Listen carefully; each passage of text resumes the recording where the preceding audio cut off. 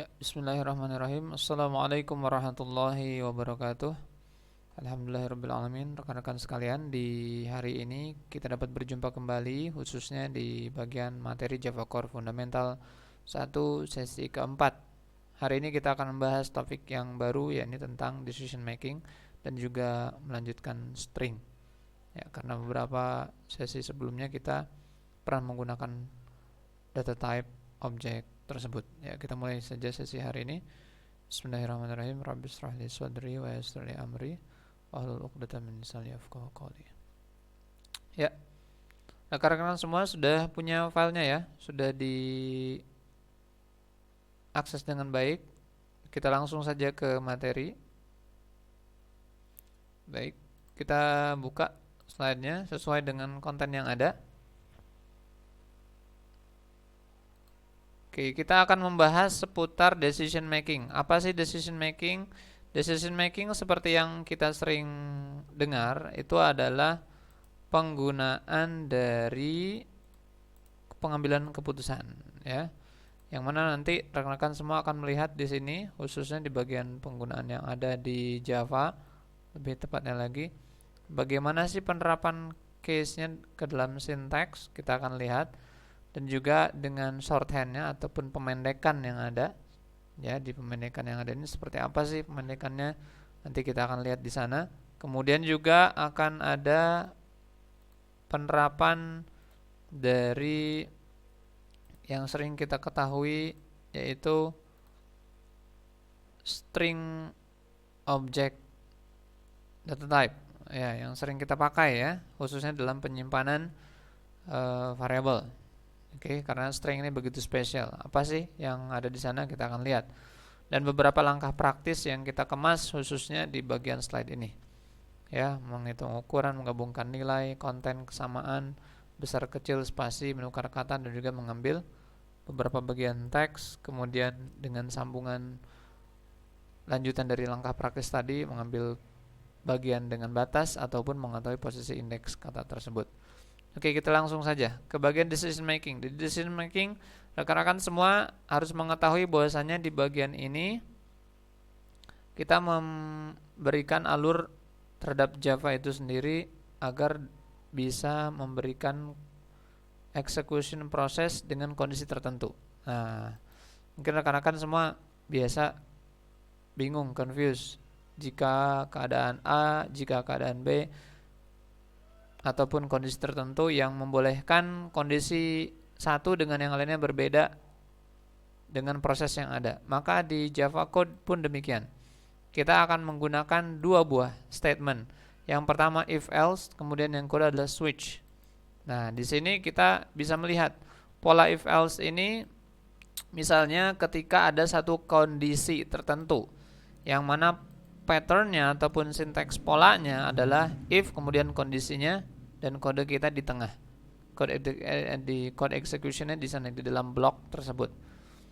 Adapun jika if dengan kondisi yang mulai bercabang, artinya ada banyak, ada dua misalnya ya, kita gunakan if yang tadi dengan kondisi pertama, lalu kemudian else if, nah kondisi yang lain. Ini kode yang berikutnya. Jadi ada pilihan pertama A, kemudian else if kondisi B, ataupun seterusnya. Ada C, else lagi, if lagi, else lagi, dan seterusnya. Oke. Adapun switch, nah switch di sini kita akan melakukan percabangan juga serupa seperti if else, namun kemudian ada defaultnya. Misalnya kita lihat di sini switch kondisi, kita cek kondisi tersebut, variabel tersebut dengan opsi yang pertama apa, dicocokkan mirip seperti yang tadi, lalu kemudian eksekusinya di situ. Ya, itu yang kode pertama, boleh di enter dengan break ataupun tidak. Kemudian ada defaultnya di sana. Oke, seperti apa sih yang pola-pola yang tadi? Kalau kita bandingkan dengan shorthand, ya, di shorthand ini saya langsungkan dulu karena nanti kita akan praktekkan, ya. Di shorthand kita akan lihat misalnya di bagian pemendekan. Nah, kalau yang tadi kan if-nya, kalau kita balik dulu ke sini. Nah, ini ya. Nah, ini kondisi pertama satu if-nya. Lalu kalau kita jadikan dia 2, nah, seperti ini ya.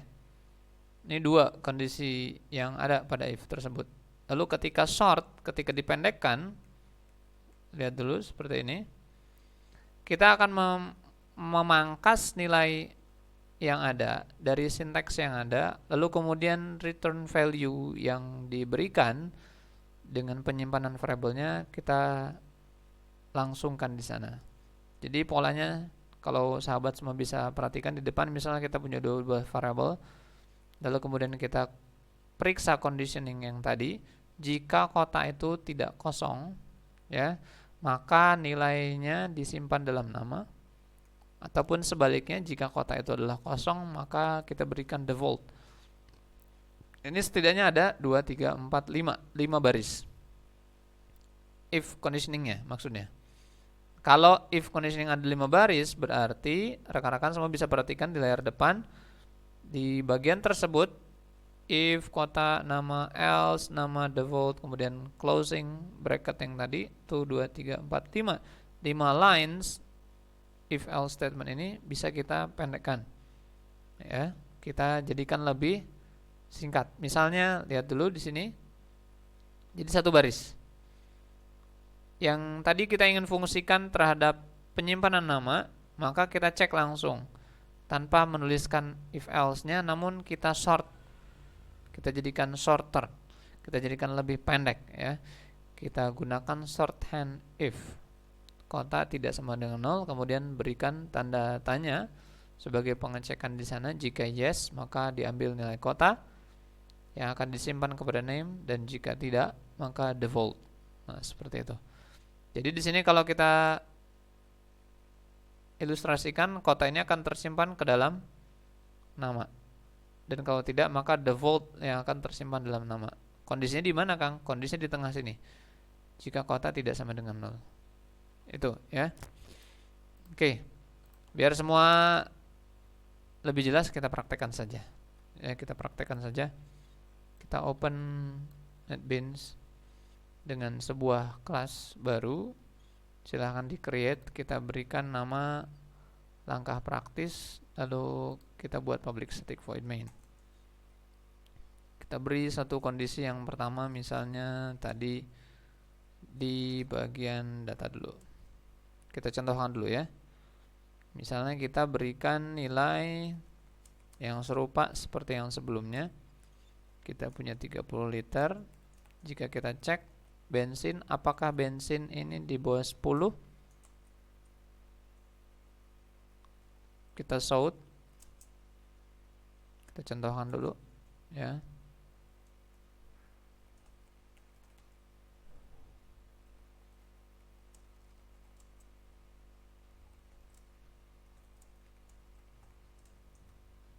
Nah, kalau kita perhatikan di sini, jika bensinnya adalah 30 liter, kemudian diperiksa apakah bensinnya kurang dari 10, dia akan memberikan output hati-hati. Tapi kalau kita run, tentu saja dia tidak akan memberikan nilai apa-apa, karena kondisi bensin kurang dari 10 dia lalui dengan baik tanpa ada kondisi yang sesuai. Ya, bensinnya kan 30. Kalau di sini kurang dari 10, ya tidak benar. Jadi tidak akan menghasilkan output yang menyatakan hati-hati. Lihat, tidak ada apa-apa. Tapi lain halnya kalau dari 30 liter tadi kita nyatakan dia tersisa 5 misalnya. Maka tentu saja statement ini, jika bensin yang 5 tadi kurang dari 10, tentu saja betul, ya. Maka dia akan memberikan output hati-hati. Nah, ini dia. Jadi dari sini saja kita sudah bisa melihat bahwasanya decision making yang diberikan pada Java, dia melakukan pengecekan secara langsung, ya. Lalu bagaimana dengan kondisi yang lain? Misalnya tadi sudah bensinnya, lalu kita periksa lagi, misal kita periksa dari jam.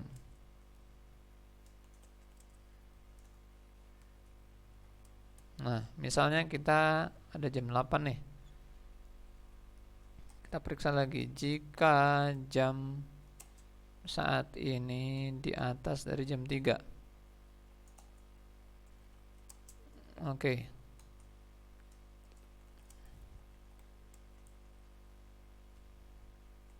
Oke. Kalau sekarang jam saat ini jam 8, kemudian kita periksa apakah jam saat ini di atas dari 3, tentu saja dia akan menyatakan boleh. Ya. Boleh. Kemudian outputnya yang tadi sudah dituliskan dalam system.println. Maka conditioning yang ini akan membolehkan Java code untuk mengeksekusi bagian yang tadi. Berbeda halnya kalau kita nyatakan else. Jika tidak, ya misalnya kita nyatakan jika dia tidak dari kondisi tadi, maka kita sebut belum saatnya acara. Nah, perhatikan di sini, kita rubah misalnya dia menjadi tidak di atas dari jam 3. Misalnya kita gunakan jam 1 misalnya gitu. Maka kondisi jam saat ini yang 1, if jika jam saat ini di atas 3, tentu saja bagian blok yang ini dia tidak akan nyatakan sebagai kondisi yang benar, ya. Blok tersebut tidak akan dijalankan, execution-nya tidak akan sampai sini.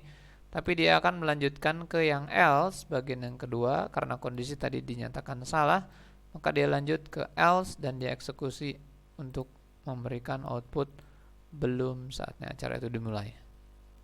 Nah, ini dia. Oke. Kenapa dia bisa menyampaikan belum saat dimulai? Karena jam saat ini masih 1. Jadi checking yang pertama akan gagal, tidak akan dilakukan apa-apa. Dia lanjutkan ke eksekusi berikutnya else. Itu tadi untuk yang if. Baik, kita lanjutkan kepada yang switch. Switch pun demikian. Switch misalnya kita gunakan terhadap bensin yang tadi, ya. Bensin. Ini dia. Case yang pertama misalnya jika bensinnya itu sudah mulai masih 5 misalnya. Lalu yang kedua case-nya mulai 3 liter. Lalu the volt. Nah, ini dia. Jika bensin di awal 5 kita nyatakan misalnya bensin full. Nah, ini dia. Lalu kemudian di 3 misalnya, lalu kita nyatakan hati-hati bensin hampir habis. Nah, perhatikan ketika the volt di sini ini adalah proses yang akan berjalan tanpa nilai yang apapun. Artinya dia akan menjalankan tetap bagian yang ini karena dia masih di bagian the volt.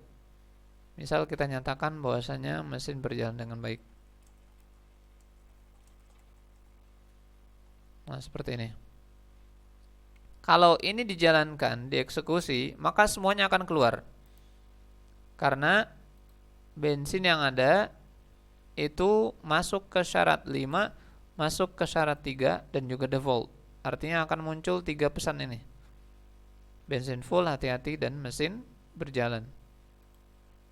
Lihat.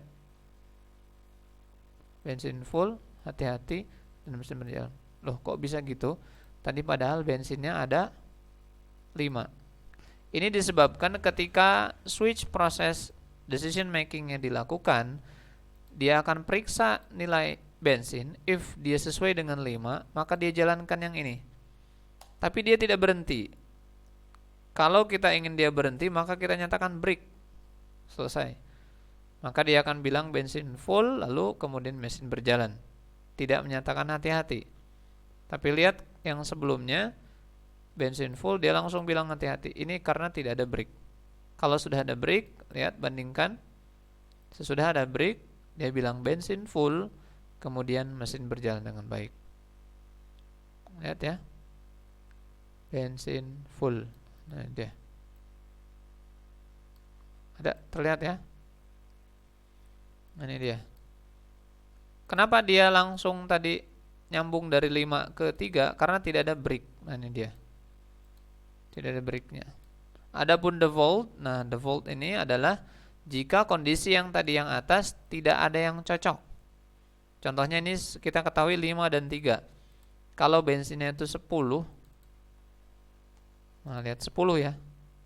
10 tentu saja tidak kena di 5, tidak juga di 3. Kalau kita run switch ini, dia akan sampai kemana? Apakah bensin full ataukah hati-hati? Kita lihat outputnya. Ini dia. Dinyatakan dengan mesin berjalan dengan baik. Itu defaultnya. Artinya jika tidak ada di antara ke kondisi case yang tadi, maka dia akan lakukan yang default. Ini pada bagian switchnya. Oke. Kalau teman-teman dan juga rekan-rekan sekalian belum praktekkan ini, praktekkan dulu dengan kondisi yang ada. Baik itu kondisinya kurang dari, lebih dari, ataupun sama dengan, itu halnya serupa. Contohnya misal yang bawah ya. Kita nyatakan jika bensin adalah 100. Misal ya. Ini out of tank. Nah, ini dia. Kalau sama dengan, tentu saja ini tidak akan tereksekusi karena kondisinya saat ini bensin tidak mencapai 100. Bisa dilihat ya, tidak ada out of tank kan di sini. Tidak ada. Tadi cuma ada berapa? Cuma ada 10. Nah ini. Tapi lain halnya kalau kita nyatakan sama dengan 10, jika bensin adalah 10, nah seperti ini, tanda sama dengan ada 2 untuk pengecekan, maka dia akan bilang out of tank ya. Dia. Ini dicontohkan dulu ketika pernyataannya itu dengan menggunakan simbol sama dengan, dan juga jika dia menggunakan tanda lebih besar atau lebih kecil. Ataupun bahkan di switch case dia tidak menggunakan tanda apa-apa, melainkan langsung kepada statementnya, conditioningnya. Nah, seperti ini. Oke. Jadi itu tadi yang dia pergunakan secara langsung ya, khususnya bagian decision making. Oke. Pada string sekarang, kita lanjutkan pada string. String ini tadi sebagai data type ya, objek kelas yang diketahui sebagai data type. Namun stringnya itu bukan string benang ya. Stringnya ini adalah objek data type yang digunakan dengan kekhususan, yaitu spesialitas ataupun kemudahan metode yang telah disediakan oleh JDK. Dan nilainya harus diawali dengan double quotes, petik ya, petik yang kita ketahui, dan diakhiri juga dengan double quotes. Misalnya kita sudah pakai di beberapa waktu sebelumnya, string nama variable sama dengan kemudian value-nya di sana dengan double quotes dengan tanda petik. Ya, ataupun yang berikutnya. Nah, ini betul. Ya, adapun yang mistake, yang salah adalah string kemudian nama variabelnya lalu kemudian tidak menggunakan double quote. Nah, ini dianggap salah ya. Kode mesin B2 pun demikian salah. Oke. Jadi harus pakai tanda petik. Bagaimana tadi ada langkah praktisnya dalam string tersebut? Oke, misalnya kita akan menghitung ukuran panjang, ada berapa digit di sini? m.spasi Fikri. Nah, kita cukup panggil variabel yang tadi kemudian dot length. Nah, ini dia. Kita akan dapatkan nilai panjang ukurannya di variabel integer tentunya. Ataupun rekan-rekan yang akan mencoba ini harap praktekkan dulu di NetBeans-nya, lalu lihat di system.out.println apakah outputnya panjang teks tersebut ya. Ataupun misalnya menggabungkan nilai, ada M Fikri, Muhammad Fikri, lalu kemudian kita gabungkan plus dengan value yang baru, nah, bin Fahrul misalnya, lalu kita simpan itu semua ke dalam string variabel nama yang baru. Cek juga outputnya. Oke. Kemudian memeriksa konten misalnya di bagian kode mesin. Nah, ini contoh yang aplikatif. Artinya kalau nanti ada variabel yang lain, pakai saja pola-pola ini. Variabel tersebut dot contains. Contains apa? Teks yang mau diperiksa tadi mengisi apa? Terisi dengan apa? Jika dia benar, maka dia akan tersimpan ke dalam boolean, true atau false ya. Dan begitu pula dengan kesamaan. Misalnya ada 2 buah nomor di sini, tentu saja ini berbeda ya. 13 dan 12. Kemudian 580 dengan 582. atau akhiran 52 sama 53. Kita periksa apakah nomor variabel pertama dot equals. Nah ini. Nanti dia akan memberikan hasil true and false pada variabel boolean nomor yang sama. Silahkan pakai terhadap system.out.println. Dan begitu pula dengan non-precision checking, misalnya presisi yang dianggap sebagai hal yang diabaikan, misalnya besar kecilnya, astro A kapital dengan astro yang kecil, kita mau cek anggap itu semua sama, nggak peduli, equals ignore case di sini. Oke, maka hasilnya pun demikian, true atau false. Ya, apakah mesin A sama dengan mesin B dengan mengabaikan besar dan kecilnya. Oke, harap diperiksa. Kemudian, nah ini dia di bagian besar kecilnya misalnya. Nah ini di bagian besar kecilnya, maka dia akan menggunakan to uppercase ataupun to lowercase di sini ya. Ini cukup mudah sekali karena penggunaan yang ada sudah disusun ke dalam slide, dan demikian pula dengan replacement ataupun penggantian yang kita bisa lihat di slide depan. Dot replace kata yang mau digantikan dan juga dengan kata yang barunya. Oke. Dan begitu pula dengan menghilangkan spasi, gunakan trim, dot trim, dan juga mengambil kata tertentu misalnya di urutan keberapa, kita ambil substring ke-6 misalnya di sini. Digit yang pertama world itu dimulai dari 0 ya. W0, O1, R2, 0, 1, 2, 3 di L, 4 di D, 5 di spasi, 6 di W yang wide, dan seterusnya. Bahkan kita bisa mengetahui indeks kata tersebut, misalnya Ternate. Kita mau cek Ternate itu di indeks keberapa. P itu 0, U1 dan seterusnya. Dengan posisi indexing tersebut dia akan menyimpan di variabel lokasi indeks ini. Silahkan dicoba rekan-rekan dengan mempraktekkan bagian tersebut. Dan jangan lupa di substring ini juga ada bagian yang mengambil batas sesuai dengan indeks yang tadi. Misalnya kita tadi sudah mengambil indeks of, lalu kemudian di substring dengan indeks tersebut. Ya, indeks tersebut adalah angka nantinya. Ya, dengan digit berapa huruf yang mau diambil. Oke. Ini harap dipraktekkan. Oke, saya harap itu semua bagian modular singkat yang semua rekan-rekan akan tahu ketika rekan-rekan semua running code tersebut di dalam NetBeans. Artinya exercise yang nanti akan diberikan khususnya di bagian slide, khususnya yang exercise keempat tentang aktivitas pasar Chef Jaya, melanjutkan dengan petualangan sebelumnya.